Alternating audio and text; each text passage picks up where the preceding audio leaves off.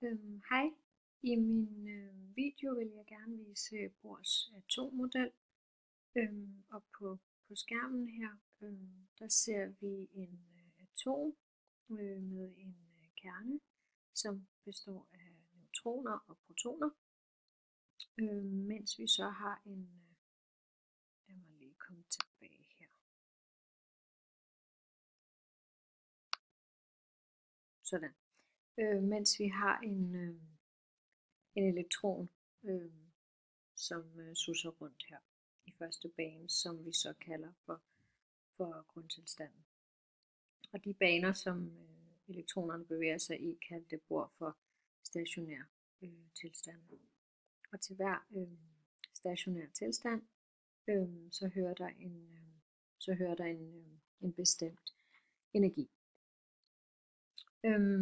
Vi kan så her prøve at sende elektron ud i de andre baner, og måden hvorpå vi kan aflæse eller følge den her elektron, det kan vi gøre heroppe,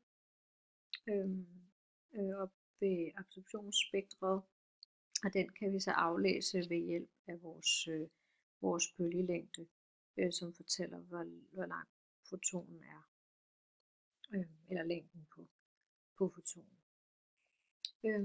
Hvis vi for eksempel springer i anden bane, fra første til anden bane, sker der en absorption, altså en foton er blevet absorberet af atomer, og den har så brugt den energi, der skal til for at ligesom springe til den næste bane, altså derfra dertil. Og det udskiller så en lys, og det kan vi så se hernede. I kan se, at det er det ultraviolette område, altså ikke inden for det synlige område. Og grund til, at vi kan se, at det er ultraviolet, det kan vi ud fra farven hernede, ud fra den bølgelængde, som står hernede. Ja.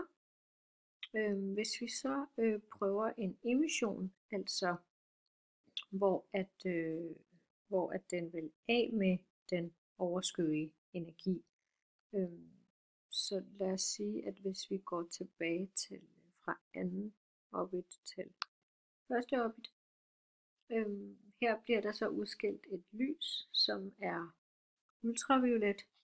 Igen kan vi se. Hernede på bølgelængde. Og hvis vi så prøver en ny spring her, for eksempel hvis vi nu går over på orbit 2 og derfra over til 3'eren, så kan vi se, at vi kommer ind på den infrarød område.